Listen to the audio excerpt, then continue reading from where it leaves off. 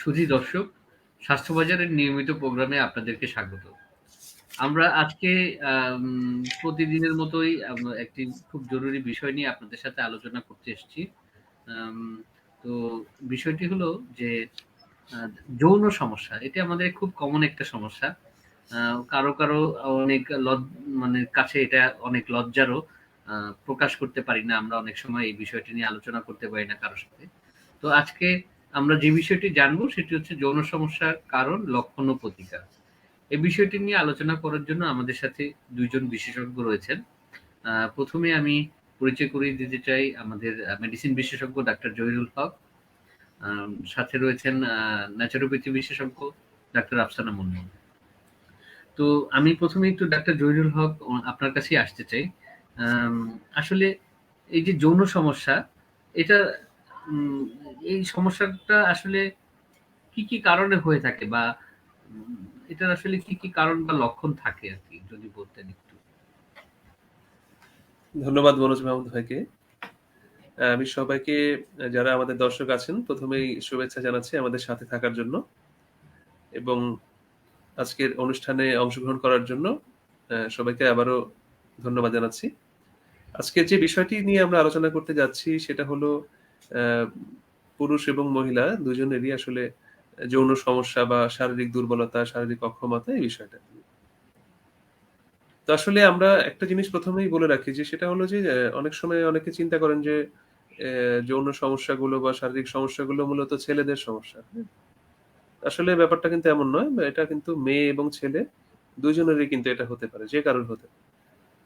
তো ছেলেদের ব্যাপারটা যেহেতু সবচেয়ে বেশি বা ছেলেরাই মূলত আমাদের পরামর্শের জন্য বেশি আসেন। মেয়েরা বিভিন্ন কারণে পারিপার্শ্বিক কারণে, সামাজিক কারণ হোক বা লজ্জায় হোক, তারা অনেক সময় চিকিৎসা নিতে আসেন না। তো ছেলেরা আমরা রোগী হিসাবে বেশি পাই। তো যে কারণগুলোতে সমস্যা হয় একটু ধারণা দেই যে ২ জনের জন্য কিন্তু এটা applicable ২ জনেরই হতে পারে। তার মধ্যে ১ম যেটা সেটা হলো যে একটা মানসিক ব্যাপার, হ্যাঁ? যে আমি শারীরিকভাবে আমাদের যে সম্পর্ক থাকবে তার জন্য ১ম এই কিন্তু একটা মানসিক বোঝাপড়ার প্রয়োজন হয়। মানে পার্টনারদের মধ্যে স্বামী এবং স্ত্রীর মধ্যে যে একটা সুন্দর সম্পর্ক যেটা মানসিকভাবে এবং সাংসারিকভাবে সেটা সবার আগে প্রয়োজন হবে।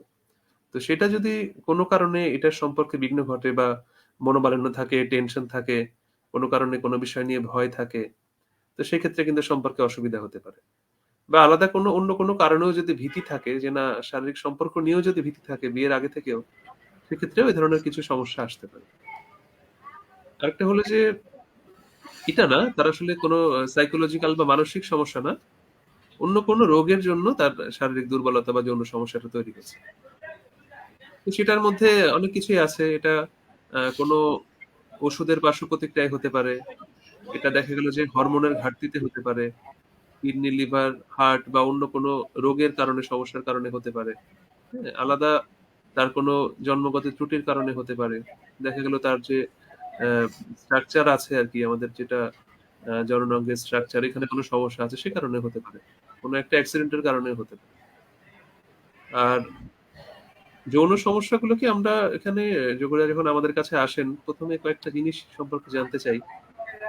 ১ নাম্বার হলো যে তার আসলে ইচ্ছা আছে কিনা? তার যে সম্পর্ক করার যে ইচ্ছাটা তার কি সেটা স্বাভাবিক আছে কিনা? অনেকে আছেন যে না তার আসলে এই ব্যাপারটা কোন অ্যাট্রাকশন বা আকর্ষণ সে বোধই করেন না। এমন হতে পারে। আবার একটা হতে পারে যে না আমার আকর্ষণ ঠিক আছে কিন্তু আমি আসলে অক্ষম আরকি। আমি সম্পর্ক করতে পারছি না। এটা একটা এরকমও হতে পারে। আবার আরেকটা অসুবিধা হতে পারে যে না আমার আকর্ষণ ঠিক আছে, আমার সক্ষমতাও আছে কিন্তু আ আমার দেখা গেল যে না পরিপূর্ণ যে তৃপ্তিবোধটা যেটা আছে সেটা হচ্ছে না। এটা কিন্তু ছেলে এবং মেয়ে ২ জনের ক্ষেত্রেই প্রযোজ্য হবে। যে একটা হলো যে যৌন সম্পর্কের ক্ষেত্রে অনিচ্ছা বা অনাগ্রহ। আরেকটা হলো যে এটা সম্পর্ক করতে পারছেন না কোনো একটা কারণে, সেটা যে কারণেই হোক। আরেকটা হলো যে সম্পর্ক করতে পারলেও তার যে অ্যা মানে পরিপূর্ণ তৃপ্তি যেটা সেটা তিনি পাচ্ছেন না। তো এই সমস্যাগুলোই মূলত আমরা পাই যৌন সমস্যার ক্ষেত্রে নারী এবং পুরুষের জন্য এবং এগুলোর ভালো চিকিৎসা আছে। এবং আমি বলব যে যাদের এই ধরনের সমস্যা আছে অবশ্যই দেরি না করে চিকিৎসকের পরামর্শ নিয়ে আপনারা সঠিক চিকিৎসা নিবেন। সেক্ষেত্রে ইনশাআল্লাহ সমস্যাগুলো সমাধান করা সম্ভব। জি, অনেক ধন্যবাদ আপনাকে। আমরা যদি আপনি বলেছেন যে পুরুষ মহিলার দুজনেরই এই ধরনের সমস্যা হয়ে থাকে। তো আমরা যদি পুরুষের ব্যাপারটা নিয়ে আগে আলোচনা করি, যেহেতু পুরুষ এই সমস্যা নিয়ে আমাদের কাছে আসে এবং তারা জানতে চায় এবং সমাধান নেয়। তো আমি পুরুষের বেশ কয়েকটি অসুবিধা, তার মধ্যে যেটাকে বলে যে মানে আপনি ১ম এই বললেন যে যৌন আকাঙ্ক্ষার অভাব। এই এই জায়গাটা নিয়ে যাদের সমস্যা আছে, তারা আসলে কিভাবে এটা সমাধান পেতে পারে আরকি? সেক্ষেত্রে করণীয়টা কি? ধন্যবাদ মনোজ ভাই। আসলে যে সমস্যাগুলো আমরা বলছিলাম যে ৩ টা মূল ভাগে ভাগ করে আমি বলেছি যে একটা হলো যে আমার ইচ্ছা অনীহার অভাব, একটা হচ্ছে যে না পারফরম্যান্স এর সমস্যা, যে না আমি সময় পাচ্ছি না অথবা আমার পর্যাপ্ত পরিমাণ দৃঢ় হচ্ছে না পুরুষদের ক্ষেত্রে। আরেকটা হলো যে যেটা হলো যে অর্গাজম এর সমস্যা, যে আমার আ যেটুকু আমার পূর্ণ তৃপ্তির প্রয়োজন ছিল সেটা আমার হচ্ছে না। তো যেটাই হোক আসলে এই যে শারীরিক সমস্যাগুলো আছে প্রত্যেকটার জন্য চিকিৎসার ধরন যেটা হবে সেটা কিন্তু আলাদা, আলাদা হবে। এবং মনোজ ভাই যেটা বলছিলেন যে না শুধু অনীহার ক্ষেত্রে চিকিৎসাটা কেমন হবে? তো এই ৩ টার মধ্যে যেটাই থাকুক, আপনাকে হ্যাঁ, সবার হ্যাঁ। আগে খুঁজে বের করতে হবে যে আসলে আমার প্রবলেমটা কোথায়? আমার কি কারণে আমার অনীহাটা আসলো? আসলে যতক্ষণ পর্যন্ত আপনি তার কারণটা আপনি ফাইন্ড আউট করতে না পারবেন, আপনার চিকিৎসা কোনভাবেই এটা ফুলফিল হবে না। এবং অনীহার ক্ষেত্রে একটা হতে পারে ওই যে যেটা আমরা আগে বলেছিলাম সাইকোলজিক্যাল হতে পারে। যে দেখা গেল যে না একটা হাসব্যান্ড ওয়াইফ এর মধ্যে সম্পর্ক তার ইচ্ছা নাই। কারণ কি দেখা গেল যে না হাসব্যান্ডের তারা আগে দেখা গেল বিয়ের আগে অন্য কারো সাথে সম্পর্ক ছিল। তার প্রতি সে অ্যাট্রাকশন ফিল করেন। কিন্তু বর্তমান যে ওয়াইফ আছেন তার দিকে তার ওরকম অ্যাট্রাকশন ফিল করেন না। এমন হতে পারে। আবার হতে পারে না উনি একটা দুশ্চিন্তায় থাকেন সবসময় যে না আমি সম্পর্ক ঠিকমতো করতে পারবো কি না পারবো। তো এরকমও হতে পারে যে না সম্পর্ক করতে পারবো কিনা এই নিয়ে সন্দেহে বা ভয়ে তার পারফরম্যান্স খারাপ হচ্ছে। বা সে করতে মানে সম্পর্ক করতে ভয় পাচ্ছেন। আবার দেখা গেল যে না অনেক সময় আমরা পাই যে আ পুরুষদের ক্ষেত্রে পুরুষের যে সেক্স হরমোনটা থাকে, টেস্টোস্টেরনের ঘাটতিতে এরকম কিন্তু আ অনীহা আসতে পারে। তাছাড়াও এটা ছাড়াও বিভিন্ন রকম ওষুধ আছে। ওষুধের কারণে বা আলাদা স্ট্রাকচারগত সমস্যার কারণে অনেক সময় কিন্তু একটা মানসিক প্রভাবও এটার মধ্যে পড়তে পারে। যে না আমার এই যে ভয়টা, বিশেষ করে ভয় এবং হরমোনাল সমস্যা, এই ২ টা জিনিস নিয়ে কিন্তু আমাদের অনীহাটা তৈরি হচ্ছে। তো এই ধরনের রোগীদের ক্ষেত্রে আমরা যেটা ১ম এই বলি যে যদি সরাসরি কারণ ফাইন্ড আউট করা আ সম্ভব হয়, যেটা অবশ্যই চেষ্টা করতে হবে। তো সেক্ষেত্রে তার সমাধানটা জরুরি। আর যদি দেখা যায় যে না আমরা সমাধান আসলে ওইভাবে বোঝা যাচ্ছে না, তো সেক্ষেত্রেও একটু বিহেভিয়ারাল থেরাপি, একটু কাউন্সেলিং যেটা আমরা বলি, এটা কিন্তু অবশ্যই দরকার। প্রয়োজনীয় এটা সাইকোলজিস্ট বা সাইকিয়াট্রিক যে ডাক্তাররা আছে তাদের সাথে আলোচনা করে সেশন নিয়ে এটা কিন্তু সমাধান করা সম্ভব। আর যদি কোনো অর্গানিক সমস্যা থাকে, তার কোনো যদি অসুবিধা আমরা সরাসরি রিপোর্টে পেয়ে যাই অথবা তার সাথে কথা বলে বোঝা যায়, পরীক্ষা করে আমরা পাই, তাহলে সেটার চিকিৎসাটা আলাদাভাবে করা হয় আরকি। জি। আ অনেক ধন্যবাদ। আম আসলে এই ধরনের দুর্বলতা কাটানোর জন্য আপনারা কি ব্যবস্থা নিয়ে থাকেন? শারীরিক এই ধরনের দুর্বলতা। ধরেন আরো ২-১ টা ব্যাপার আসলে এসেই যায়। যেটা হয় যে পুরুষ এসে বলে যে আমার দ্রুত বীর্যপাত হয়ে যায়। বা ওটাকে বলে যে মানে আ যেটা আপনি আগেও বলেছি মানে আ ইন্টারেক্টাল আপনার ডিফাংশনাল এই যে ব্যাপারগুলা। তো সেক্ষেত্রে আসলে মানে আপনাদের চিকিৎসা পদ্ধতিটা মানে কিভাবে অ্যাপ্লিকেশন হয়? আচ্ছা, আচ্ছা। হ্যাঁ, মনোজ ভাই আমি যেটা বলছিলাম যে ভাই যেটা বলছেন যে প্রিম্যাচিউর ইজাকুলেশন এর কথা বলছেন যে দ্রুত বীর্যপাত হয়ে যাচ্ছে। তো সাধারণত এরকম কেস যারা আমরা পাই, ওনারা প্রায়ই অনেক ছেলেরা এসে কমপ্লেইন করেন যে আমাদের অ্যা খুব দ্রুত সময়ের ভিতরে দেখা গেল যে ইন্টারকোর্স এর একদম শুরুতে অথবা ১ মিনিটের ভিতরেই বেশিরভাগ বলে যে তার কিন্তু বীর্যপাত হয়ে যাচ্ছে। সে এটা কন্ট্রোল করতে পারছে না। তো এটা একটা প্রবলেম। আরেকটা যেটা আপনি বলছিলেন এটা হলো ইরেকটাইল ডিসফাংশন। ইরেকটাইল ডিসফাংশন হলো যে আমার একটা সম্পর্কের জন্য যেটুকু দৃঢ় থাকার কথা আমার সেই পরিমাণ শক্ত হচ্ছে না। বা হচ্ছেই না, একদমই হচ্ছে না। এমনও হতে পারে। তো এরকম যদি সবসময় কনস্ট্যান্ট হতে থাকে একদম মানে নিয়মিতই যদি এরকম হতে থাকে সেক্ষেত্রে এটা ইরেকটাইল ডিসফাংশন বলা হবে। আর আমরা যেটা পাই ইরেকটাইল ডিসফাংশন আসলে বয়স ৪০ এর বেশি হলেই যেকোনো মানুষেরই হতে পারে। তো যত বয়স বাড়তে থাকে ইরেকটাইল ডিসফাংশনের পার্সেন্টেজ তত বাড়তে থাকে। দেখা গেল যে যাদের বয়স ৭০-৭৫ হয়ে গেছে, মানে পুরুষদের বয়স, এদের অনেকেরই দেখা যায় ৫০ থেকে ৭০% লোকের কিন্তু ইরেকটাইল ডিসফাংশন থাকে। কম বয়সীদের ক্ষেত্রে এটা অনেকটা কম থাকে।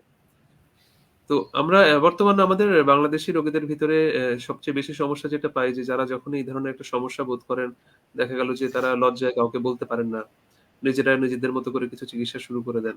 কিন্তু আসলে এটাতে তাদের আসলে বহুবিধ ক্ষতি হওয়ার আশঙ্কা আছে। কারণ আমরা আগেও বলেছি, যতক্ষণ আপনার রোগের কারণ আপনি বের করতে না পারবেন, ততক্ষণ আপনি বিপথে পরিচালিত হবেন। হঠাৎ করে একটা ওষুধ খেলেন, খেয়ে কিছুক্ষণ ভালো হলো, কিছুক্ষণ স্বাভাবিক সম্পর্ক করতে পারলেন। তারপরে আপনি আগের জায়গায় ফিরে গেলেন। তো এটা আসলে কোনো চিকিৎসা হলো না। চিকিৎসা হলো যে আপনি স্থায়ীভাবে এটা স্বাভাবিক করতে পারছেন কিনা, আপনি সুস্থ হতে পারছেন কিনা। আপনার যদি এমন কোনো রোগ থাকে যে না আপনার চিকিৎসা নিয়মিত লাগবে, সেটা সেটা আলাদা কথা। কিন্তু যদি সুযোগ থাকে সম্পূর্ণ ভালো হওয়ার, আপনাকে সেই অপশনটা বেছে নেওয়া উচিত। আর ছেলেদের ক্ষেত্রে যেটা বলি যে এখানে একটু ২ টা ভাগে আমি ভাগ করে বলব যে একটা হলো যে প্রিম্যাচিউর ইজাকুলেশন, যেটা হলো যে দ্রুত বীর্যপাতের সমস্যা। যদি একজন মানুষের সম্পর্ক শুরু করার মধ্যেই বা জাস্ট শুরু করেছে এর সাথে, সাথে বীর্যপাত হয়ে যায়, তো সেক্ষেত্রে কিন্তু এই দ্রুত বীর্যপাতটা এই সমস্যাটা এসে বলে আমাদের কাছে। তো এটার ক্ষেত্রেও কিন্তু বেশিরভাগ আমরা কিন্তু ওই যে মানসিক ব্যাপারটাকে বেশি দায়ী করি। যে না, সে সাইকোলজিক্যালি সে এখনো স্টেবল না। যে তার যে সম্পর্কটা সে করবে সে বিষয়ে সে এখনো পর্যন্ত আপসেট বা ভয়ে আছে। তো এই ক্ষেত্রে এটার সমাধানের ক্ষেত্রে যেটা প্রয়োজন সেটা হলো যে তার যে ফিমেল পার্টনার আছে তাকে অবশ্যই হেল্পফুল হতে হবে। এখানে আ পুরুষ কিন্তু একা এই বিষয় থেকে কাটিয়ে ওঠা একটু ডিফিকাল্ট হবে। তার যদি পার্টনার তাকে হেল্প করে, সেক্ষেত্রে এটা খুব দ্রুত এটা মানে সমাধান পাওয়া সম্ভব। আর এটার ক্ষেত্রে চিকিৎসা পদ্ধতি যেটা আছে, কাউন্সেলিং তো অবশ্যই লাগবে। সেক্সুয়াল কাউন্সেলিং, বিহেভিয়ারাল থেরাপিটা লাগবে। আর এর সাথে কিছু ওষুধ আছে, কিছু টেকনিক আছে আরকি। হ্যাঁ? এটা আমরা রোগীদের সরাসরি রোগী অনুযায়ী আলাদা, আলাদা করে বলি। ওষুধের ভিতরে কিছু ওষুধ আছে যেটা আমাদের মানে জননাঙ্গের সংবেদনশীলতা কম রাখে। এই ধরনের কিছু স্প্রে এবং ক্রিম আছে, এটা ইউজ করা যেতে পারে। তাছাড়া কিছু ওষুধও, মুখে খাওয়ার ওষুধও আছে যেটা আপনার এই ধরনের দ্রুত বীর্যপাতকে এটা ঠেকাতে মানে সাহায্য করে আরকি। তো এটা দিয়ে সময়টা আস্তে, আস্তে করে বাড়ানো যায়। সবগুলো মিলিয়েই আসলে যুগপৎভাবে এটার চিকিৎসাটা করা হয়। যেমন একটা হলো যে পার্টনারের কাউন্সেলিং, একটা হলো যে তার যে ফিমেল পার্টনার আছে তার হেল্প তো অবশ্যই লাগবে।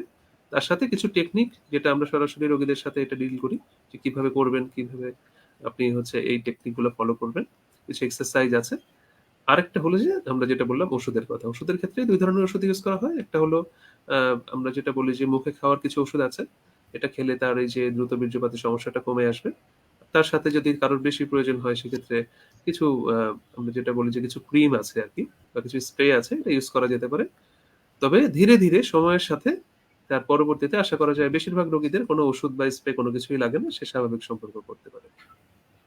আর ইরেকটাইল ডিসফাংশন যেটা আমরা বলছিলাম যে যাদের মানে পেনিস পূর্ণাঙ্গভাবে শক্ত হচ্ছে না বা দুর্বল আছে। তো এদের ক্ষেত্রে অবশ্যই কোনো একটা কারণ বের করতেই হবে। কারণ আপনার এমনি তো এই জিনিসটা হবে না। কোনো একটা কারণ অবশ্যই লাগবে। তো সাইকোলজিক্যাল কারণ যেমন আছে, এখানে অর্গানিক কজ অনেক বেশি। যেহেতু বয়স যখনই ৪০ বছর পার হয় মানুষের এই যে বর্তমানে ডায়াবেটিস খুব কমন। ডায়াবেটিস হচ্ছে, হরমোনের সমস্যা হচ্ছে, থাইরয়েড হরমোনের সমস্যা হচ্ছে। বিভিন্ন ধরনের ওষুধ, বিশেষ করে প্রেশারের ওষুধ, হার্টের ওষুধ, হ্যাঁ? অনেকে ব্রেইনের জন্য কিছু ওষুধ খেয়ে থাকছেন। এটা ছাড়াও অনেকে অ্যালকোহল খান, বিভিন্ন রকমের নেশাদ্রব্য নেন। অনেকে ব্যথার জন্য হোক বা অন্য কোনো কারণে হোক স্টেরয়েড জাতীয় ওষুধ খান। তো এই ওষুধগুলো যারা খাচ্ছে বা এই ধরনের চিকিৎসা অন্য কোনো কারণে নিচ্ছেন, তাদেরও কিন্তু ইরেকটাইল ডিসফাংশন এর সম্ভাবনা অনেক বেড়ে যাবে। আর এটা ছাড়াও কারো যদি লিভারে, কিডনিতে বা হরমোনের কোনো ঘাটতি থেকে থাকে, এই ধরনের সমস্যা থাকলে কিন্তু তার ইরেকটাইল ডিসফাংশন হওয়ার প্রবণতা অন্যদের চেয়ে অনেক বেশি থাকবে। তো এই যে সমস্যাগুলো আছে, তো এগুলো থেকে যদি আমরা বের করে আনতে পারি, তো সেক্ষেত্রে তার এই সমস্যাটা কাটিয়ে ওঠা সম্ভব। আর ওষুধের ক্ষেত্রে আমরা যেটা বলি যে বিভিন্ন রকমের ওষুধ আসলে এখানে দেওয়া যায়। একেকটা রোগ অনুযায়ী আমরা আসলে ওষুধ দেই তার কোনটা হয়েছে সেটা। যদি দেখা যায় তার আসলে সেক্স হরমোনের ঘাটতি আছে, তো সেক্ষেত্রে আমরা বাইরে থেকে সেক্স হরমোন দেওয়ার ব্যবস্থা করি। সেটা মুখে দেওয়া যায়, ইনজেকশন আকারে দেওয়া যায় বা আলাদা প্যাচ আছে। বিভিন্নভাবে দেওয়ার ব্যবস্থা আছে। কিছু ওষুধও আছে যেটা অনেকে জানেন অলরেডি যে সিলডেনাফিল, টাডালাফিল বা এই ধরনের কিছু ওষুধ আছে। এগুলোও কিন্তু ইরেকটাইল ডিসফাংশন এ ভালোভাবে হেল্প করে। আর এটা ছাড়াও আলাদা কিছু আর্টিফিশিয়াল ভ্যাকুয়াম আছে। ভ্যাকুয়াম এটা দিয়ে কিন্তু ইরেকটাইল ডিসফাংশন এর কিছুটা হেল্প হয়। আরো কিছু ট্রিটমেন্ট অপশন আছে যেগুলো খুব বেশি প্রচলিত না। কিন্তু বাইরের দেশে পসিবল, আমাদের দেশে কিছু কিছু পসিবল, খুব বেশি না। যে অ্যালপ্রোস্টাডিল একটা ক্যাপসুল পাওয়া যায় বা ইনজেকশন পাওয়া যায়, এগুলো কিন্তু ভালো রেসপন্স করে, যদিও তার সাইড এফেক্ট কিছুটা বেশি। আর এগুলোর পরেও যদি কারোর কোনো ইমপ্রুভমেন্ট না হয়, যে না আমার এগুলো দিয়েও তারপরেও কাজ হচ্ছে না, তো সেক্ষেত্রে সার্জারির কিন্তু অপশন আছে। তো যেটাই হোক, আমরা বলবো যে আসলে আপনি যখন যেকোনো একটা রোগের প্রাথমিক অবস্থায় আসবেন, তখন চিকিৎসাটা অনেক সহজ, কিন্তু যত দেরি করবেন তত আসলে জিনিসটা আরো খারাপ হতে থাকে, রেসপন্সটা কম করে।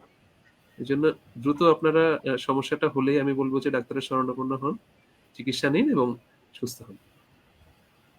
অনেক ধন্যবাদ আপনাকে। খুবই গুরুত্বপূর্ণ কিছু তথ্য দিয়েছেন। তবে দর্শকদের উদ্দেশ্যে আমার একটি মেসেজ আমি যদি এখনই না দিয়ে দিই হয়তো তারা ভুল ইনফরমেশন নিতে পারে। তো আমরা আসলে অনেক সময় আমাদের মানে এই সেক্সুয়াল যেকোনো ওষুধে মানে আমরা যেকোনো সময় যেকোনো ওষুধই খেয়ে ফেলতে চাই না বুঝে ব্যবহার করি। মানে এটা আমাদের একটা অভ্যাস। তো এই ক্ষেত্রে আমি দর্শক যারা দেখছেন তাদের কাছে বিনীত অনুরোধ রাখবো যে সেক্সুয়াল যেকোনো ওষুধ আপনারা ব্যবহার করার আগে অবশ্যই চিকিৎসকের পরামর্শ নিয়ে করুন। যেখানে সেখানে যেকোনো ওষুধ পেলেই আপনারা সেটা ব্যবহার করবেন না। তো আমি একটু ডাক্তার আফসানার কাছে আসতে চাই। আম আসলে ন্যাচুরোপ্যাথিতে আমরা যে সমস্যাগুলো নিয়ে আলাপ করলাম, এই সমস্যাগুলো আসলে কি সমাধান আছে? মানে আপনি কোন পার্ট গুলা গুরুত্বপূর্ণ মনে করছেন? ধন্যবাদ আপনাকে। ন্যাচুরোপ্যাথির মধ্যে আয়ুর্বেদের একটি আলাদা ব্রাঞ্চই রয়েছে এই সমস্যাগুলো থেকে, মানে এই সমস্যাগুলোর জন্য ট্রিটমেন্টের জন্য। এটা আয়ুর্বেদের এই ব্রাঞ্চটাকে বলা হয় বাজিকরণ তন্ত্র বা বাজিকরণ। আর এখানে একটু আগে আমাদের ডক্টর ভাইয়া যেটা বললেন যে যে যে সমস্যা এই হচ্ছে তার জন্য যে কারণগুলো দায়ী, যেমন হরমোন ইমব্যালেন্স হতে পারে, সাইকোলজিক্যালি কোনো সমস্যা হতে পারে। তো এই সমস্যাগুলির জন্য যে হার্বস গুলো কাজ করতে পারে, যেমন হরমোন রেগুলেটিং করা, ইম্পোটেন্সিকে সরি হরমোন রেগুলেটিং করা, কিংবা সাইকোলজিক্যালি একজন মানুষকে এই এই সমস্যাগুলো থেকে দূরে রাখতে পারে এমন কিছু হার্বস এর ইউজ সম্পর্কে আমি আজকে বলবো, যেগুলো কিনা নেগেটিভ কোনো সাইড এফেক্ট নেই এবং একজন মানুষ চাইলে নিজেই এগুলো মানে কোনো ধরনের হেজিটেশন ছাড়াই ব্যবহার করতে পারে বা নিজের উপর অ্যাপ্লাই করতে পারে, এবং এটি ওনার মানে উপকার ছাড়া অপকার হবে না আর কি। তো আয়ুর্বেদিকের এই পার্টে বেশ কিছু আলাদা করে কিছু হার্বস এর উল্লেখ রয়েছে যা কিনা এই সমস্যাগুলোর জন্য বেশ কাজ করে। প্রথমেই বলছি ইন্ডিয়ান জিনসিং, যেটা বাংলায় বলছে অশ্বগন্ধা। খুব বহুল পরিচিত এবং এটা অনেক বিশেষ করে আমাদের বাংলাদেশে ঢাকাতেই অনেক দোকানেই বা হার্বসের দোকানে এগুলো এটা পাওয়া যায়, অশ্বগন্ধা পাউডার।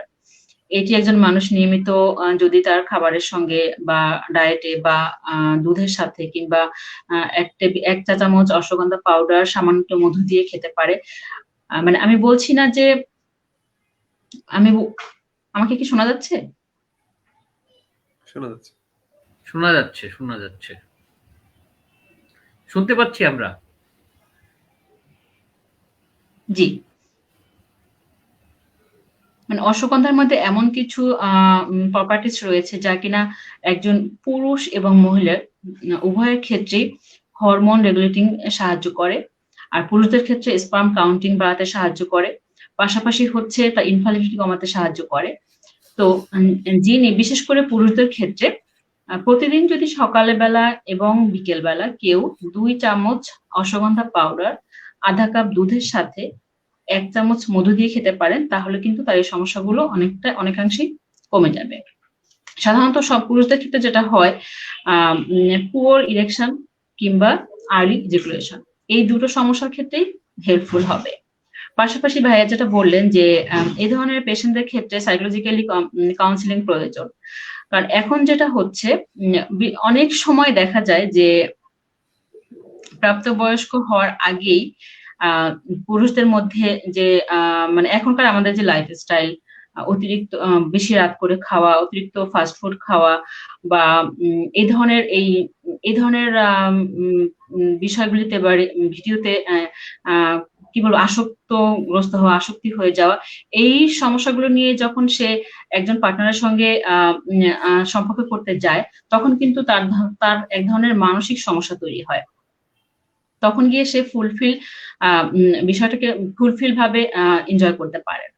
তো এই ক্ষেত্রে অশ্বগন্ধা পাউডার খুব তার হেল্পফুল হবে, এবং অশ্বগন্ধা পাউডারের মধ্যে এমন কিছু প্রপার্টিস রয়েছে যা কিনা আমাদের স্ট্রেসটাকেও কমাতে সাহায্য করে।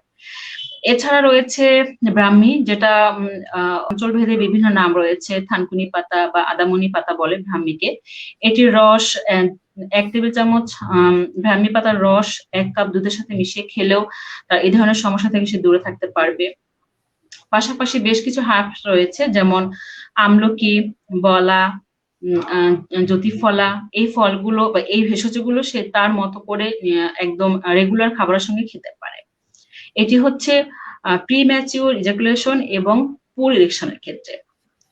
আর যাদের স্পার্ম কাউন্টিংটা খুব কম, তাদের জন্য হচ্ছে আমি বেশ কিছু টিপস দিতে চাই, যারা কিনা খুব সহজেই অ্যাপ্লাই করতে পারে এবং সহজেই পেতে পারে এমন কিছু হার্বস। যেমন সকালবেলা আপনার নাস্তার সাথে বা খাবারের সকালবেলার নাস্তার ঠিক আধা ঘন্টা পরে 1 কাপ টমেটোর রসের সঙ্গে 1 টেবিল চামচ মধু দিয়ে খেলেও কিন্তু এই ধরনের সমস্যা অনেকটাই কমে যায়। আমি বুঝতে পারছি না আমাকে শোনা যাচ্ছে কিনা। শোনা যাচ্ছে, শুনতে পাচ্ছি আমরা।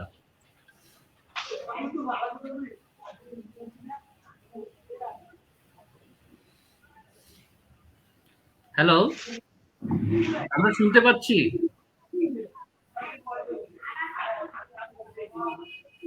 আফসানা শুনতে পাচ্ছেন আমি আমাদের? কথা চালিয়ে যাচ্ছি, আমি বুঝতে পারছি না আমাকে শোনা যাচ্ছে কিনা।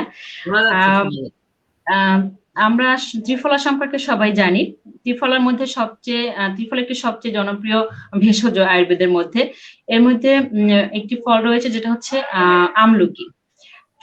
শুকনো আমলকি আমাদের ঘরে আমরা অ্যাভেলেবেল রাখতে পারি, কিংবা খুব সহজে রাখতে পারি।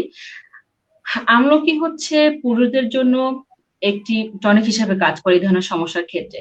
প্রতিদিন যদি কেউ আমলকির রস কিংবা আমলকি পাউডার দুধ, মধু কিংবা পানিতে গুলে, মানে যেভাবে সে নিতে পারে, মানে তার শরীরে সোজা কথা আমলকি পাউডার গেলে বা পেটে গেলে সেই সমস্যাগুলো থেকে দূরে থাকতে পারে।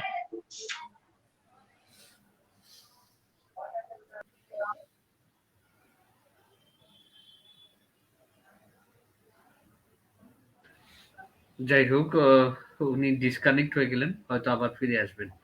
তো আমি একটু আবারও আপনার কাছে আসতে চাচ্ছি যে আসলে পুরুষের বিষয়গুলো নিয়ে আমরা আলাপ করলাম, এবং পুরুষের যে সমস্যাগুলো আছে সেগুলো নিয়ে আমাদের এলোপ্যাথি যা যা করণীয় বা ন্যাচারোপ্যাথিতে আয়ুর্বেদে যা করণীয় সে বিষয়ে আমরা কিছুটা শুনলাম। এবার হচ্ছে অনেক সময় দেখা যায় যে নারীর মানে মহিলাদের বা কম বয়সী মেয়েদের এই যে মানে এই বিষয়ে একটু অনীহা তৈরি হয়। তো মেয়েদের আসলে অনীহাগুলো কেন তৈরি হয়, কি কি কারণ হতে পারে? ধন্যবাদ মনোজ ভাই। আসলে মেয়েদের জন্য যেটা আমরা বলছিলাম যে মেয়েদের ক্ষেত্রে সমস্যাটা আসলে ওই ছেলেদের মতোই 3টা ভাগে আমরা ভাগ করে বলি। তার মধ্যে একটা হলো যে তার যে সম্পর্ক করতে অনাগ্রহ বা ইচ্ছা কম। তো ইচ্ছা কমের ভিতরে কিন্তু অনেক কারণ হতে পারে। একটা তো সাইকোলজিক্যাল কারণ থাকতেই পারে।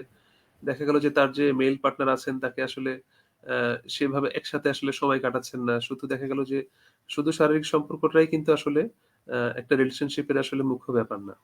তাকে সময় দিতে হবে, তাকে বুঝতে হবে। তার সাথে কথা বলতে হবে। তো এই জিনিসটা তাদের যখন আন্ডারস্ট্যান্ডিংটা ভালো হবে তখন কিন্তু এই সমস্যাগুলো ধীরে, ধীরে কমে আসে। আর এরপরেও আরো কিছু সমস্যার কারণে মেয়েরা দেখা গেল যে ইচ্ছাটা কম থাকতে পারে। এর মাঝে একটা হলো যে মেয়েদের যে হরমোনাল ইমব্যালেন্স থাকে, কোনো কারণে যদি তাদের হরমোনাল ইমব্যালেন্স তৈরি হয় সেক্ষেত্রে কিন্তু আগ্রহটা কমে যেতে পারে। আর আরেকটা বিষয় হলো অনেকে দেখা গেল সম্পর্কের ক্ষেত্রে ব্যথা পেতে পারেন, যে দেখা গেল যে না তারা যখন সম্পর্ক করছেন আসলে ফিমেল পার্টনার বা মেয়েটা ব্যথা পাচ্ছে। তো এই অবস্থায় তার কিন্তু পরবর্তীতে সম্পর্ক করতে আগ্রহটা কমে আসবে, যে কষ্টের কারণে, যে না সে যে ব্যথা পাচ্ছে সেক্ষেত্রে তার কষ্টটা বেড়ে যেতে পারে। আরেকটা জিনিস এর মাঝে একটু বলে রাখি, আসলে যদি ওর সাথে সরাসরি রিলেটেড না, তারপরে একটু বলে রাখি যে ছেলে বা মেয়ে যেই হোক, যৌন সমস্যার ক্ষেত্রে চিকিৎসাটা খুব দ্রুত নেওয়াটা অবশ্যই বাঞ্ছনীয়। কারণ একটা জিনিস জাস্ট এক্সাম্পল দিলে বোঝা যায় যে যখন একজন রোগী এসে আমাদের কাছে বলেন যে ডক্টর আমার ইরেকটাইল ডিসফাংশন হয়েছে, আমার এরকম একটা সেক্সুয়াল সমস্যা হচ্ছে, কিন্তু ডক্টর কিন্তু আসলে সেটা শুনছেন না। ডক্টর শুনছেন যে রোগী বলছে যে ডক্টর আমার হার্ট অ্যাটাক হয়েছে, আমার স্ট্রোক হয়েছে। হ্যাঁ? মানে ব্যাপারটা বোঝানোর জন্য বললাম এরকম যে আসলে আপনি যেটা সামনে দেখতে পাচ্ছেন যে না আমার আসলে এরকম সমস্যা, ফিজিক্যাল সমস্যা, যৌন সমস্যা, ইরেকটাইল ডিসফাংশন, কিন্তু আসলে আপনার ভিতরে হয়তো অনেক বড় ধরনের কোনো রোগের উপসর্গ হিসাবে আপনি এটাকে সামনে পাচ্ছেন, যেটা আপনি প্রথমে যদি চিকিৎসা নিতেন হয়তো আপনি এই ধরনের বড় একটা সমস্যা থেকে হয়তো আপনি বেঁচে যেতে পারতেন।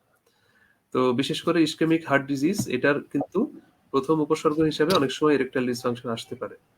এটা খুবই মানে ভয়ঙ্কর অথবা মানে ঝুঁকিপূর্ণ একটা রোগ। সেই হিসাবে বলব যে শুধু এটা না, প্রত্যেকটা জিনিসের জন্যই চিকিৎসা পারপাসটা বলব যে চিকিৎসাটা নিলে সে তার বর্তমান যে সমস্যা, যেটা ফিজিক্যাল সমস্যার কথা আমরা বলছি, এটাও যেমন ভালো হবে এবং তার যে সমস্যার কারণে এই প্রবলেমটা তৈরি হচ্ছে সেটাও ইনশাআল্লাহ ভালো হবে। আর একটা ব্যাপার হলো যে অনেক সময় দেখা যায় যে এই চিকিৎসা নিতে অনেকে ডিলে করেন, দেরি করেন। দেখা গেল একটা রোগের হরমোনের সমস্যা আছে, তার যে সেক্স হরমোন ছিল টেস্টোস্টেরনটা কম আছে, অথবা মহিলাদের ক্ষেত্রে ইস্ট্রোজেনটা কম আছে, একটা হরমোনের ডেফিসিয়েন্সি আছে, বা থাইরয়েডের সমস্যা আছে। তো তারা যে এটার চিকিৎসা নিচ্ছেন না, তো তার মানে কিন্তু এমন না যে শুধু এটার ক্ষতিটা হচ্ছে। তার তো এই যে হরমোনটার ঘাটতি হচ্ছে, এটা তো তার বডিতে আরো অনেকগুলো কাজ করছে। সেই কাজগুলোও কিন্তু এখন কেউ করে দিচ্ছে না, যে কারণে তার শরীরে অন্যান্য ক্ষতি হচ্ছে। দেখা গেল কোলেস্টেরলের পরিমাণ বাড়ছে, তার কিন্তু হাড়ের ক্ষয় হচ্ছে, বিভিন্ন ধরনের অসুবিধা কিন্তু এই জিনিসটার জন্য তৈরি হচ্ছে। তার বডির যে মানে শক্তি যেটা, তার যেটা স্বাভাবিক কর্মক্ষমতা ছিল, তার সাধারণ কাজ করার যে স্পৃহা ছিল, সবগুলো কিন্তু আস্তে আস্তে কমতে থাকবে যদি উনি এটার চিকিৎসা না করেন। তো অনেকে বলতে পারেন যে সেই হিসাবে যে শুধু সেক্সুয়াল সমস্যার জন্য যে আপনাকে চিকিৎসা করতে হবে তা না, সেটার সমস্যা থাকলে আপনার অন্য রোগগুলো যাতে না হয়, বা হয়ে গিয়ে থাকলেও সেটা যাতে কন্ট্রোল করতে পারেন, তার জন্য মানে দ্রুত ডাক্তারের পরামর্শ নেওয়াটা খুব জরুরি। আর অনাগ্রহের কথা যেটা আমরা বলছিলাম, পুরুষ অথবা মহিলা দুইজনের ক্ষেত্রেই সবার আগে যেটা দরকার, একটা পারস্পরিক মানে দুইজনের একটা ভালো আন্ডারস্ট্যান্ডিং দরকার। দুইজনের সুন্দর করে একে অপরকে বুঝতে হবে, তাদেরকে সময় দিতে হবে, কথা বলতে হবে। এইটুকুর পরে যেটুকু আপনাদের প্রবলেম থাকবে সেটা আপনার ডাক্তার আপনাকে ঠিক করে দিবেন যে না আপনার কি আলাদা কোনো মেডিকেশন প্রয়োজন, আলাদা কোনো ওষুধ দরকার, নাকি আপনার জাস্ট একটু কিছু টেকনিকের মাধ্যমে আপনারা এই জিনিসটা থেকে ওভারকাম করতে পারবেন। তো অনীহার ব্যাপারটা সাধারণত সাইকোলজিক্যাল কারণ এবং হরমোনাল কারণে হয়ে থাকে। কারণ যদি হরমোনের ঘাটতি থাকে, তো সেক্ষেত্রে আমরা হরমোনটা প্রোভাইড করি যে কোনো মাধ্যমে, যেটা ইনজেকশন বা মুখে দেওয়া যেতে পারে, বা আলাদা আরো কিছু রুট আছে। আর এটা ছাড়া অন্যান্য কারণে যেগুলো অর্গানিক কারণ আছে, সেগুলো অসুবিধা যদি থাকে, এটা সংখ্যা যদিও অনেক কম, যদি অসুবিধা থাকে সেক্ষেত্রে তার চিকিৎসা নিলে এটা ভালো করা সম্ভব। একটা বিষয় আমরা সবসময় দেখি যে অনেক সময় মানে হাজবেন্ড ওয়াইফের বয়সের সম্পর্কটা যদি অনেক বেশি হয়, ধরেন হাজবেন্ডের বয়স হচ্ছে ৩০ বছর, ওয়াইফের বয়স হচ্ছে ১৫ বছর, সেক্ষেত্রে অনেক সময় দেখা যায় যে মানে বিশেষ করে মেয়েটার বা মহিলার আহ, মানে একটা ভীতি থাকে আর কি ফিজিক্যাল রিলেশনে, বা তার হয়তো এই বিষয়ে আগে জানা ছিল না। তো সেক্ষেত্রে ওই তার মানে যে কি অসুবিধাটা তৈরি হতে পারে, মানে সেখান থেকেও কি অনীহা আসতে পারে কিনা, বা সে আসলে সেই ক্ষেত্রে হাজবেন্ডের কি করণীয়? হ্যাঁ, প্রশ্নটা খুবই মানে সুন্দর একটা প্রশ্ন। যদিও আসলে এখন বর্তমান আমাদের দেশের আইন অনুযায়ী এরকম ব্যবস্থা হওয়ার কথা না। এটলিস্ট মেয়েদের বিয়ের জন্য কমপক্ষে 18 বছর বয়সের প্রয়োজন আছে। তো তারপরেও অনেক অনেক জায়গায় কিন্তু আমরা দেখতে পাই যে না, মেয়েদের এবং ছেলেদের বয়সের ডিফারেন্স অনেক বেশি হতে পারে। তো এক্ষেত্রে আমরা যেটা বলবো যে যদিও আমাদের দেশে এতটা প্রচলিত না, কিন্তু যে সেক্সুয়াল এডুকেশনটা খুব জরুরি। যে তার একটা নির্দিষ্ট পরিমাণ ধারণা এই বিষয়ে অবশ্যই দরকার, যাতে তার পরবর্তী লাইফে, কনজুগাল লাইফে কোনো অসুবিধা না হয়। তো এক্ষেত্রে আমি যেটা বলবো যে যারা বাসায় যারা সদস্য আছেন, যাদের সাথে সে ফ্রি, তার মা হতে পারে, হ্যাঁ, মেয়ের ক্ষেত্রে মা হতে পারে, ছেলের ক্ষেত্রে বাবা বা দাদা, বা যারা এরকম আছেন আর কি একটু আহ, মানে পরিণত বয়সে, কিছু কিছু করে তাদেরকে ধারণা দিতে পারেন যাতে তারা বিপদগামী না হয়। আর বাবা বা তার যে গার্ডিয়ান আছে, মেয়ের ক্ষেত্রে হোক বা ছেলের ক্ষেত্রে হোক, অবশ্যই তাদের ভূমিকাটা অনেকটা ফ্রেন্ডের মতো হওয়া উচিত, বন্ধুর মতো হওয়া উচিত, যেন ছেলে বা মেয়ের কোনো অসুবিধা হলে তারা যেন জিনিসটা তাদের সাথে শেয়ার করতে পারে। আমরা আসলে আমাদের দেশের পার্সপেক্টিভে অনেক সময় দেখা যায় যে আসলে এই যে লজ্জার কারণে আমরা কিন্তু মানে এই বিষয়গুলো শেয়ার করি না, অথচ জিনিসটা খুব সহজেই সমাধান সম্ভব ছিল। আর এখনো আমি বলবো যে এতটা কম বয়সে মানে বিয়ে দেওয়াটা আসলে ঠিক হবে না। তারপরেও 18 বছর বয়সে হলেও তারপরেও তার কিন্তু এই যে যৌন যে বিষয়ে শিক্ষার কিন্তু প্রয়োজন রয়েছে। এমনও আছে অনেকে যে না আরো বেশি বয়সে বিয়ে হচ্ছে অথচ এই বিষয়ে সে তেমন কিছুই জানে না। যাতে করে কিন্তু এই যে সাইকোলজিক্যাল যে ডিস্টারবেন্স গুলো আছে বা যে অসুবিধাগুলো অক্ষমতাগুলো হচ্ছে এটা কিন্তু তৈরি হচ্ছে। আবার এখানে উল্টাও হতে পারে যে দেখা গেল যে না আসলে প্রপার শিক্ষাটা না পেয়ে সে কিছু মানে অন্য ধরনের সংস্কৃতি থেকে আসা কিছু মানে বৈশিষ্ট্য বা যে কোনো ভাবে সে এটা ভিডিও থেকে হোক অথবা তার মানে কি বলা যায় যে অনলাইন থেকে হোক দেখে সে কিন্তু একটা আলাদা ধারণা পোষণ করতে পারে, যে কারণে স্বামী এবং স্ত্রীর মাঝে একটা মানে দূরত্ব তৈরি হতে পারে। তো আসলে আসল শিক্ষাটা দরকার, এটা আসলে অনেক সময় আমরা মানে অতিরঞ্জিত করে অনেক সময় প্রদর্শন করা হয়। তো অতিরঞ্জিত করার কিছু নাই, যেটুকু স্বাভাবিক যেটুকু স্বাভাবিক সীমার ভিতরে আছে তার ভিতরে যদি থাকা সম্ভব হয় সেটাই ভালো।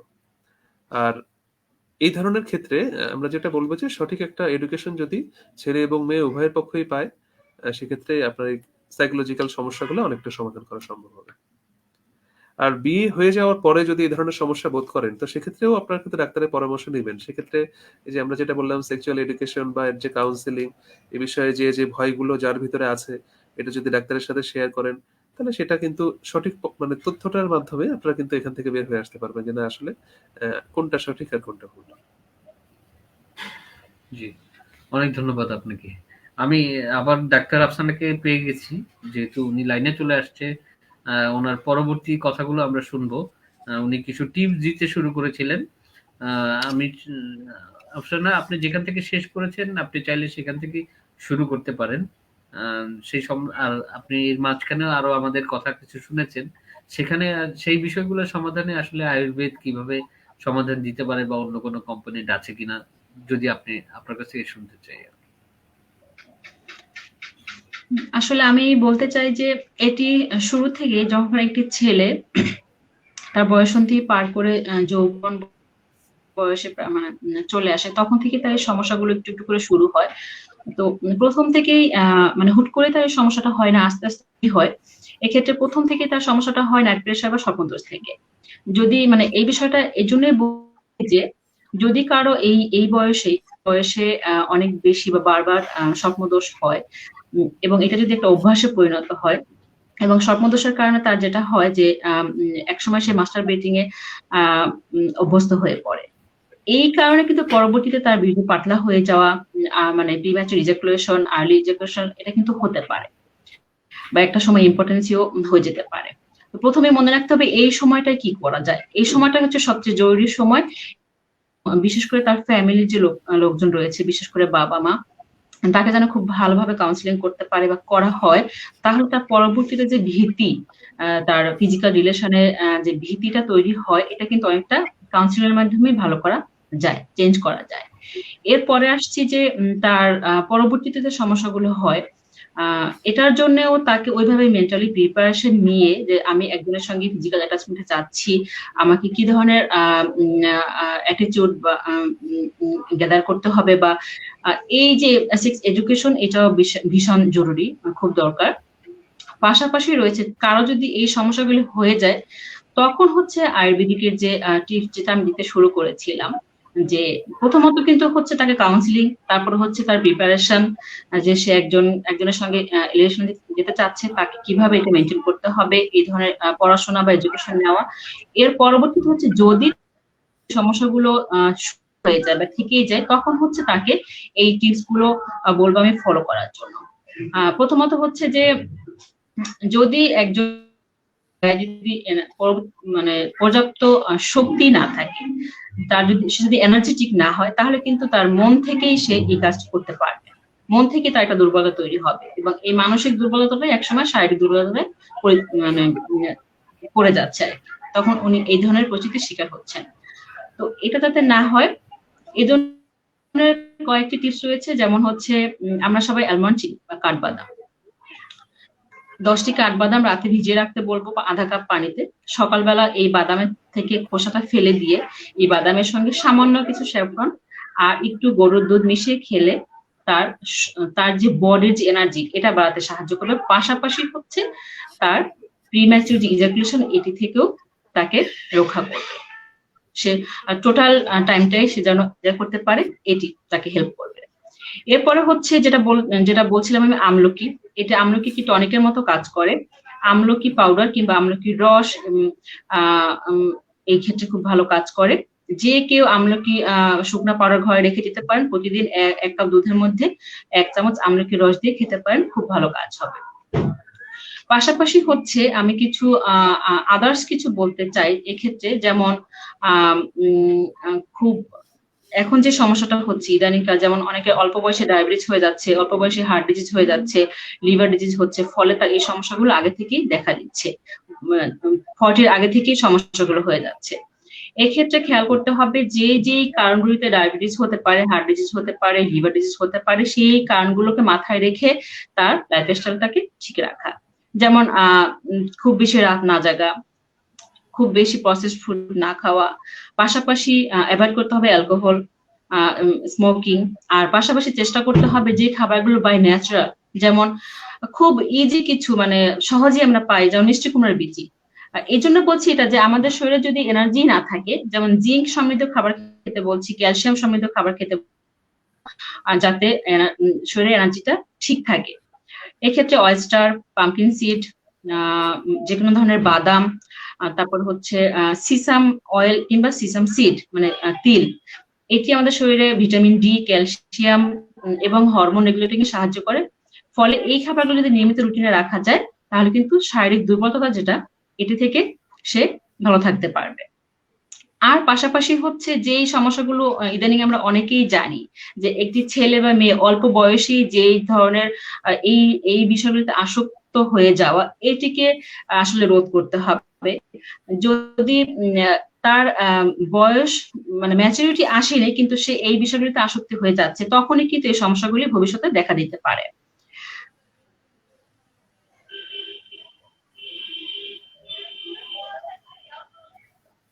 জি, আমরা শুনতে পাচ্ছি, কিন্তু আপনি কি আর কিছু বলার আছে এ বিষয়ে?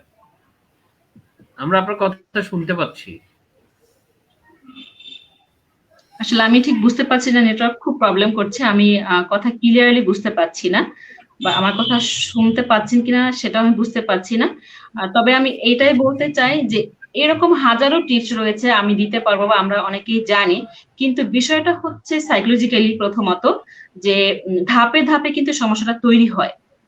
একদম ইয়াং থেকে আমি যদি একজনের এই প্রথম যে সমস্যা স্বপ্নদোষ, তারপরে সমস্যা হচ্ছে তার মানসিকভাবে সে প্রিপারেশন নেওয়া, তারপরে হচ্ছে পরবর্তীতে সে ভীতি যে তার যে সেটা করতে পারবে না বা সে দুর্বল হয়ে যাচ্ছে আগের চেয়ে, বা ফিজিক্যাল হেলথ সে ধরে রাখতে পারছে না মেন্টাল হেলথের কারণে। এইভাবে ধাপে ধাপে গিয়ে এইভাবে চিন্তা করে তাকে লাইফ স্টাইল চালাতে হবে, লাইফটাকে চালাতে হবে এবং লাইফ স্টাইলটাকে এই ধারায় নিতে হবে যাতে সে পরবর্তীতে যে সমস্যাগুলি তৈরি হতে পারে এই সমস্যাগুলোতে না হয়, এজন্যই তাকে ওইভাবে করেই চলতে হবে আর কি। জি, আপনাকে অনেক ধন্যবাদ। আমরা একদম অনুষ্ঠানের শেষ প্রান্তে চলে আসছি। আমি আবার একটু ডাক্তার জহিরুল হকের কাছে যেতে চাই। শেষ একটা বিষয় যে আসলে এই যে যৌন অক্ষমতা নিয়ে আমাদের আসলে কিছু ভুল ধারণা আছে। তো এই যদি আপনি ভুল ধারণাগুলো সম্পর্কে একটু বলতেন, মানে এই বিষয়গুলো নিয়ে আসলে মানুষের কিছু নেগেটিভ ধারণা থাকে, হয়ে যায় আরকি। সেই বিষয়গুলো নিয়ে যদি একটু ধারণা দিতেন, সেগুলো বা সেই সম্পর্কে যদি কিছু বলতেন। ধন্যবাদ মনোজ ভাইকে। ভুল ধারণা আসলে আমি যেটা বলবো যে এই যে যৌন সমস্যাটা, ভুল ধারণা এটা নিয়ে একটাই কারণে হয় যে এই জিনিসটা সম্পর্কে আমরা কম জানি। এটা আসলে আপনি একটা মানুষের কাছে একটা জিনিস জিজ্ঞাসা করবেন, একজন এক এক রকম বলবে। একজন বলবে যে এটা খাও, একজন বলবে ওটা খাও, একজন বলবে কিছু খেও না, এমনি ঠিক হয়ে যাবে। তো এখানে মূল কথা একটাই যে সেটা হলো যে এটা নিয়ে আমাদের যদি সঠিক শিক্ষাটা থাকে, যৌন শিক্ষাটা যদি সঠিকভাবে হয়, সেক্ষেত্রে কিন্তু এটা নিয়ে ভুল ধারণার কোনো অবকাশ থাকবে না। তারপরেও ধারণাগুলো কি ধরনের হয়, অনেকে বলে যে যৌন সমস্যা এটা থাকলে এটা ঠিক হয় না। অনেকে বলেন যে এইরকম একটা সমস্যা থাকলে বাচ্চা-কাচ্চা হয় না। অনেকে বলছেন যে আসলে দেখা গেল যৌন সমস্যা না নেশা করে সম্ভবত, হ্যাঁ? তো আসলে ব্যাপারটা কি? আসলে এগুলা কোনটা নাও হতে পারে। যে দেখা গেল যে না আসলে তার একটা ভিতরের সমস্যা, যে তার এখানে কোনো দোষই নাই কিন্তু তার একটা সমস্যা এখানে চলে আসছে। এটা হতেই পারে। তো একটা যৌন সমস্যা আবার অনেকে চিন্তা করে যে না যৌন সমস্যা আছে সম্ভবত সে তার চরিত্রগত সমস্যা আছে। এমনও অনেক সময় আমরা পাই আরকি। যে না তার মনে হয় এই ধরনের কোনো সমস্যা আছে যে কারণে এটা হইছে। তো আসলে যৌন সমস্যা ওটাও হতে পারে, সেটা হতে পারে না সেটা বলছি না, হতে পারে। কিন্তু বেশিরভাগ কারণগুলো কিন্তু এখানে এটা রোগের জন্য হচ্ছে। কোনো একটা আলাদা রোগের জন্য হচ্ছে যেটাতে সে নিজে মোটেই দায়ী না।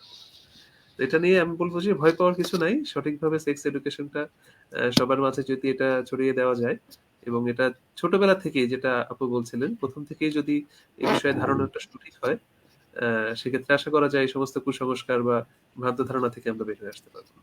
জি। লাস্ট আরেকটা কোয়েশ্চেন, শুধুমাত্র একটা জিনিস যে আসলে মানে এই যে ওটাকে কি বলা যায়? মানে যে কাজগুলো করলে আমাদের যৌন ক্ষমতা হ্রাস পায়, মানে যে কাজগুলো আসলে করা ঠিক না, সেরকম বিষয়গুলো যদি একটু ধারণা দিতেন। আচ্ছা, ধন্যবাদ ভাই। তো আসলে আমাদের সবার আগে যেটা প্রয়োজন সেটা হলো যে একটা হেলথি লাইফস্টাইল। যে আমার পর্যাপ্ত ঘুম, পর্যাপ্ত খাবার, পর্যাপ্ত নিউট্রিয়েন্ট মানে পুষ্টিকর খাবার যেটা। তো সেটা যদি আমি মেইনটেইন করতে পারি সেক্ষেত্রে কিন্তু যৌন সমস্যাগুলোর সম্ভাবনা অনেক কমে যাবে। বর্তমানে যৌন সমস্যার মূল কারণ হচ্ছে এক হলো যে ঘুমের অভাব, ঠিকমতো ঘুম হয় না। এই সময়টা আমরা অন্য কাজ করছি। এতে যেটা হচ্ছে যে আমাদের হরমোনাল ইমব্যালেন্স তৈরি হচ্ছে। ডায়াবেটিস হচ্ছে। আরেকটা কি হচ্ছে যে আমাদের এই যে লাইফস্টাইলটা স্বাভাবিক না থাকার কারণে ওজন বেড়ে যাচ্ছে। ওজন বেড়ে যাওয়ার কারণে রক্তে কোলেস্টেরল বাড়ছে। আবার কিন্তু বিভিন্ন ধরনের হার্টের সমস্যা তৈরি হচ্ছে। তো এগুলোর কারণে যেটা হয় আমার কিন্তু স্বাভাবিক যে যৌন সম্পর্কটা আমাদের যে থাকার কথা ছিল সেখান থেকে আমরা বের হয়ে আসছি। আমরা দেখা গেল যে না আগে আমার পার্টনারকে আমি যে সময়টা দিতাম সেই সময়টা না দিয়ে আমি এখন সেটা মোবাইলে স্পেন্ড করছি, অন্য কাজ করছি। তো এই জিনিসটার জন্য যেটা প্রয়োজন অবশ্যই নিজের পার্টনারকে সময় দিন, তাদের সাথে কথা বলুন। মোবাইলের প্রয়োজন আছে। অনলাইন আমরা যেগুলো দেখি সবকিছুরই দরকার আছে কিন্তু সেটা পার্টনার চেয়ে বেশি না। যেটুকু প্রয়োজন সেটুকু ব্যবহার করেন। অতিরিক্ত কোনো কিছুই ভালো না আসলে, হ্যাঁ? আর আমার মনে হয় যদি সঠিক লাইফস্টাইল মেইনটেইন করা সম্ভব হয়, সঠিক মানে ভেজাল মুক্ত এবং ফ্রেশ খাবার যদি খাওয়া যায়, তাহলে আলাদা কোনো খাবার স্পেশালি ওভাবে দরকার আছে সেটা বলব না। তবে এটা দিয়ে কিন্তু আপনার সৃষ্টিকর্তা প্রদত্ত যে ক্ষমতাটা আছে সেটাই আপনার মানে সারা জীবন ভালো থাকার জন্য যথেষ্ট। আর জি, ছেলেদের ক্ষেত্রে আমি যেটা বলি যে ছেলেদের ক্ষেত্রে মৃত্যুর আগের দিন পর্যন্ত তার কিন্তু এই যে যৌন ক্ষমতাটা কিন্তু থাকার কথা এবং সে কিন্তু সন্তান জন্মদানে সক্ষম থাকে। এটা আল্লাহর প্রদত্ত আরকি সবসময় থাকে। মেয়েদের ক্ষেত্রে যদিও এতদিন হয় না। কিন্তু তারপরেও তাদের কিন্তু বয়সের সাথে এই যে সেক্সুয়াল ডিজায়ারটা যে খুব বেশি কমে যাবে ব্যাপারটা কিন্তু এমন না। যদি স্বাভাবিক লাইফস্টাইল মেইনটেইন করতে পারেন, ভালো থাকতে পারেন, সেক্ষেত্রে তারাও একটা মানে বেশ মানে অনেকটা বয়স পর্যন্ত তারা কিন্তু এই বিষয়ে অ্যাক্টিভ থাকতে পারবে। জি, আপনাকে অসংখ্য ধন্যবাদ। আমরা আসলে আজকের একটা প্রোগ্রামে তো মানে সব বিষয়ে সমাধান দেওয়া সম্ভব হয় না। এটা আসলে বিশদ আলোচনা। এবং এই বিষয়ে একেক জনের একেক রকমের সমস্যা, একেক ধরনের সমস্যা নিয়ে অবশ্যই বিশেষজ্ঞদের কাছে আসেন। তো আমি আসলে দর্শকদের উদ্দেশ্যে একটা কথাই বলতে চাই যে, যেকোনো যেটা আমাদের ডাক্তার সাহেব বলেছিলেন যে, শুরুতেই আপনারা এই ধরনের সমস্যা যদি ফিল করেন, তাহলে আমাদের কাছে চলে আসেন এবং ডাক্তারদের সাথে পরামর্শ নিন এবং আপনি নিজেকে সুস্থ করুন তাড়াতাড়ি।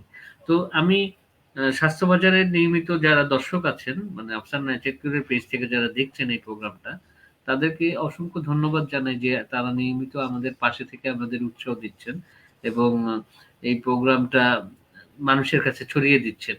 তো আমি আম তাদের উদ্দেশ্যে একটা কথাই বলব যে, এই ধরনের সমস্যা আপনারা যারা আলোচনা করার সুযোগ পান না বা আলোচা আলোচনা করার আসলে সুযোগ নেই, তাদেরকে আমি অনুরোধ করব যে আসুন আমাদের স্বাস্থ্য বাজারের যে বিশেষজ্ঞ দল রয়েছেন, যে চিকিৎসকরা রয়েছেন তাদের সাথে এই বিষয়টি নিয়ে আলোচনা করে আপনি দ্রুত সমাধান নিয়ে নিন এবং আপনাদের পারিবারিক জীবনে সুস্থ থাকেন, সুখে থাকেন।